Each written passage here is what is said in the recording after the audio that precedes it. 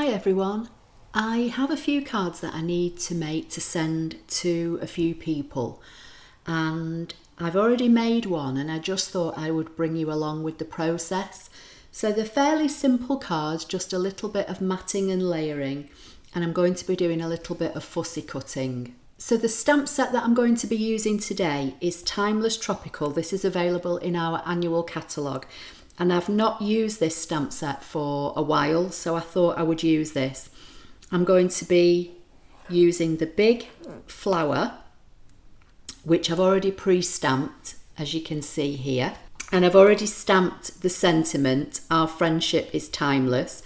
And they've both been stamped in Misty Moonlight. And I may use the palm trees inside of the card. I'm not quite sure yet. So I've done, as I say, I've done a little bit of the stamping to save some time, but I just thought I'd kind of give you a few tips. I'm going to be doing some fussy cutting. I'm using one of these cheap blending brushes to do a little bit of blending on my white card. Now, I've had these for ages and I can't remember where I got them from, but I know I bought them before Stampin' Up brought out theirs, so I need to get the Stampin' Up ones because I'm sure that the Stampin' Up ones are a better quality than these from what I've seen of people using them on the internet. Card wise, I've got a piece of basic white thick cardstock, which is A4, which I've cut across the middle and scored, and this is going to be my base card. I've got a piece of basic white cardstock, which I'm going to be doing my like colour blending on. And I've got a piece of Misty Moonlight, which is going to be my matting layer to tie in with the stamped flower. I'm not sure, as I say, I think I may have shown this before, but basically what I do, I don't have every colour cardstock that Stampin' Up sell, but I have quite a lot. And in one of my units that's behind me, I have all my A4 cardstock all labelled, and I keep mine in colour order, so like all the blues and greens together, all the pinks, the purples, etc. But what I do, I cut up a couple of sheets at a time into quarters, and then I keep them all in this little box, which I keep in my drawer next to me. So I've got black and white, and then I've got like some of the neutrals going into the beiges and the yellows, the greens, going through the colour spectrum. So like when I sat down and decided I was going to make this card, I looked at my ink pads and I picked two colours, Misty Moonlight and Balmy Blue, which I thought they would go together. So then I came to this stack of cards to see if I had, either Balmy Blue or Misty Moonlight, and I decided it was the Misty Moonlight I was going to go with, and I pulled out, I think it's 4 or 5 of these I need to make, so I pulled out the number of pieces of Misty Moonlight. And obviously if I didn't have any, then I'd have to go to my A4 stack and cut them into quarters. That's just a tip on how I keep my cards. So these 2 pieces of card are both a quarter of a sheet of card. So from here now, this is how I decide how I want to cut them down. Rather than cutting my card into layers first, I just cut them into quarters, and then I can cut them down as I need them. So the first piece needs to be smaller than my base card. So I'm going to bring in my paper trimmer. And something else I also do, in that little box that you've just seen with all my bits of cardstock in, I keep a little post-it note with like layer sizes, because I can never remember, because especially in the UK, our A4 cardstock is 8 1/4 by 11 3/4. So then when you're trying to halve that, you're going into eighths. It's a lot easier with US cardstock. Theirs is 8 1/2 by 11. It's easier to divide in half. So my first layer, I want to be smaller than my base card. So for me, this can be entirely however you want to make it, but for me, this needs to be 3 7/8. So I'm going to chop this quarter piece of cardstock down to 3 7/8 by 5 5/8. And if you're not sure what the eighths are, I do have a video here on my YouTube channel explaining what the 16ths and the 8ths marks are on our Stampin' Up trimmer, so you can go back and refer to that. If I remember, I'll try and remember to put an information card So this now, as you can see, sits on my base card, and I've got a nice white border all the way around. Now again, with the piece that I'm going to be colouring on or stamping on, I want that to be smaller than this piece of blue. So I'm going to bring that in, and this one needs to be, well, for me, 3 5/8. So I'm going to chop this down. And again, you can keep something like this for, you know, stamping your greetings on if you've got a skinny greeting. And then the measurement this way needs to be 5 3/8. So I'm just going to cut this down. Ready. So that's my layers for my card. So as you can see, that will sit on there now. And that's going to give me a nice little border all the way around. Again, you can make this bigger or smaller. Sometimes I make these layers smaller and I have more of the, you know, in this case, the blue would be showing. It's entirely up to you. So this is the bit that I'm going to work on now. So I'm going to bring in my Balmy Blue ink, and I'm going to bring in my little cheap makeup brush, blending brush, and I'm going to pick up some of the Balmy Blue. And then I'm just going to rub some off onto the scrap piece of card. And then I'm just going to lightly start to add some blue colour to this card.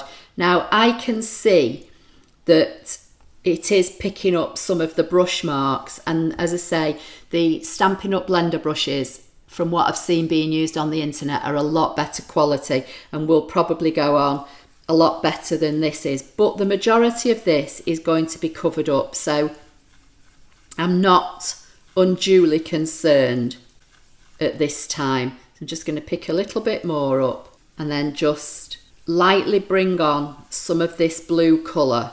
Okay, so I think that will do. So I'm going to put my ink away and get rid of that brush for now. So the next thing I'm going to do, I'm going to bring in my Misty Moonlight Dark Stampin' Blend, and I'm going to use my bone folder. And this is another reason why I've got scrap paper here. And I'm just going to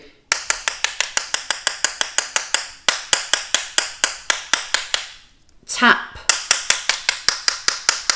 all over so I get like blue splatters on my card. So again, I'll try and pick it up, see if you can see. It's just got like little speckles all over it. Now, Stampin' Up! Do have some stamps where, you know, they look like little mottledy backgrounds. If you've got that, you could do that. You can do the same technique with the Stampin' Right marker, just so that the card's just not as stark white. That's the only reason I'm doing it. So now I'm going to bring in my stamped image from Timeless Tropical, and I'm going to do some fussy cutting. So a lot of the time you see me do this with the ScanNCut, but I just thought I would do it with scissors today. And fussy cutting just basically means you're cutting out around an image. That's all the term means. And the best way to do fussy cutting is with a very sharp, small pair of scissors. I wouldn't try to fussy cut with my big scissors. You just don't get the same control. These are Stampin' Up! Scissors, and they're called Stampin' Snips, and they come with a protective cover so that they're, you know, kept sharp at all times, and obviously so that you don't, you know, stab your finger on them if you keep them in a drawer or whatever. I'm basically just going to start cutting around the outside of this stamped image. And I'd stamped several of these on a sheet of cardstock using my Stamper Artist, but I've just cut them down individually to make them easier to manage, because that's another thing with fussy cutting. The smaller your piece of card that you're working with, the better. And I'm just going to start here. I'm going to cut not on the edge of the stamped image. I'm going to leave a little white edge. And again, if I use my ScanNCut, that's when I normally add an offset. I like a white image to show around it.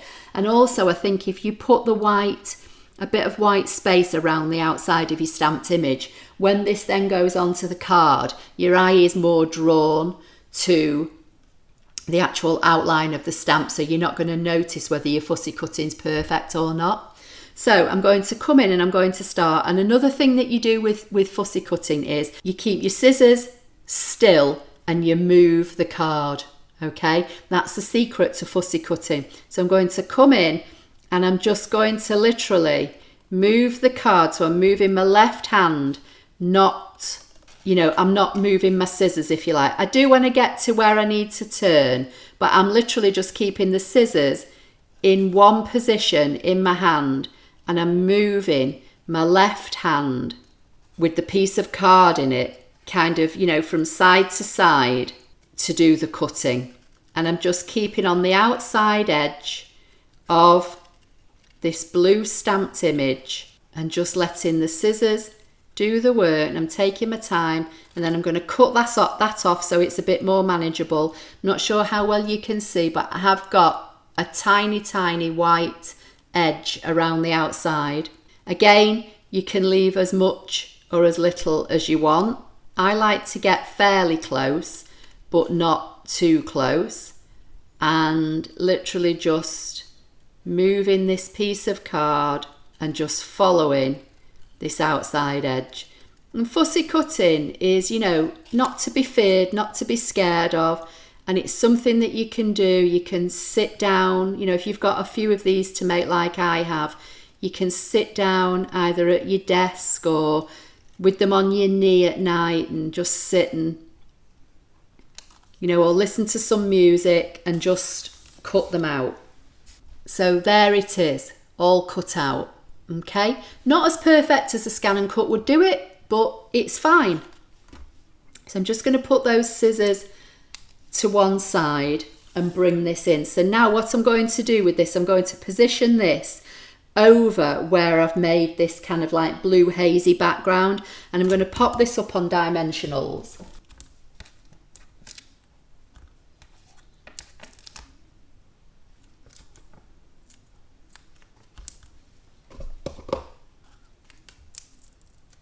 So if I wanted to, I could, I could stamp some leaves as well and cut those out. But I think for this, I'm just going to keep it fairly simple. So I'm going to pop this just over where that kind of blue haze is.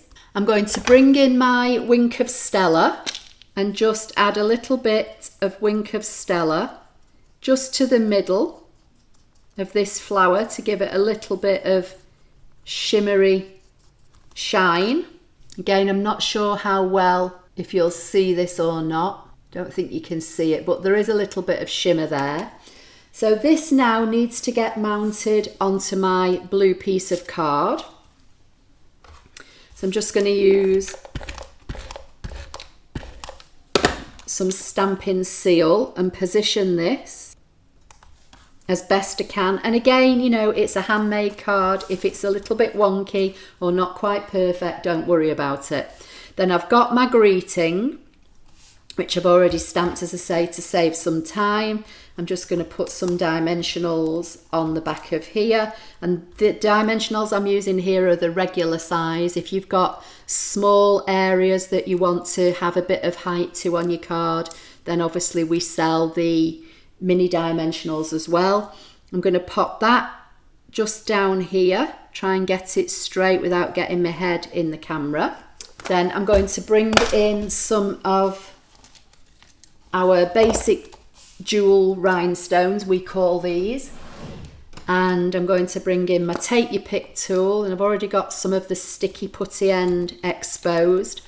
And again, all these products that I'm using are available in my online store, which for anybody that may not know is here on the screen now. So it's www.applelover53.stampinup.net. That takes you directly to my online Stampin' Up store. And if you're in any doubt, if you just go to my website, which is applelover53.co.uk, there is a shop tab and you can click on that, and that will take you to Stampin' Up. And please remember to put in my monthly host code, which is always posted on the homepage of my website. It's also on the homepage of my Stampin' Up shop. And if you just put that code in where it says apply coupon code at checkout, that helps me out immensely. And it also helps me to hopefully be able to send out little free gifts to anybody that shopped with me in a particular month if they use the host code. Right, so let's get some bling. So I'm just going to use some little basic rhinestones. So I'm using my Take Your Pick tool to pick up the rhinestones. It doesn't really matter where you put them, but they kind of say make a triangle with them. I don't know if that's a bit more pleasing to the eye, but odd numbers are supposed to look better. So I tend to do 3, but if you want to do more, put 5 on. So now it's just a case of putting this onto the front of the card. But I think before I do that, I'm going to open up the card and I might stamp the other little palm trees from this set on the inside. This one should do. Now, because I've used Misty Moonlight predominantly on the front of the card for the flower and the greeting, I think I'm going to do the Balmy Blue on the inside. So I'm just going to bring in my Balmy Blue ink again and ink this up, and I'm not going to put all of the palm trees. So again, that's why it's good to have, you know, some scrap underneath you to work on, because I'm going to kind of stamp off a bit. So I'll do this, put the ink away, because you know full well if I don't, there'll be a horrible accident. So that's the inside of my card. You could also stamp another greeting there if you want. So now it's just a case of putting this on the front of my card.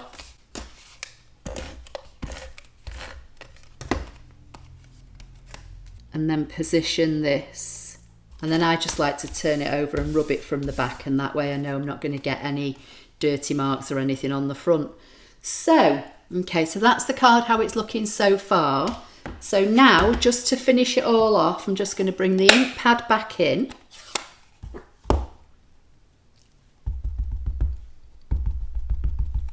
And stamp my palm trees on my envelope, just so it all ties in. There you go. So that's today's card. So simple bit of blending using Balmy Blue. Stamped and fussy cut, a simple greeting. When you open the card up, you've got the trees inside, and then you've got an envelope to match. So I hope you like the video. Please give it a thumbs up. Don't forget to subscribe if you don't already do so. If you do want to purchase any of the items that I've used today, there will be links underneath this video in the description here on YouTube, but you can also go to my blog at www.applelover53.co.uk, click on the blog post, look for the thumbnail of this card, and then underneath in the description of this blog post there will also be direct links to all the products I've used, which will take you straight to my Stampin' Up shop. As I say, please don't forget to use the host code. It does help me out. It helps me to be able to send out free gifts if I can earn enough Stampin' rewards each month. So for anybody that uses the code, you will get a free gift. Anyway, I'll see you in the next video. Thank you.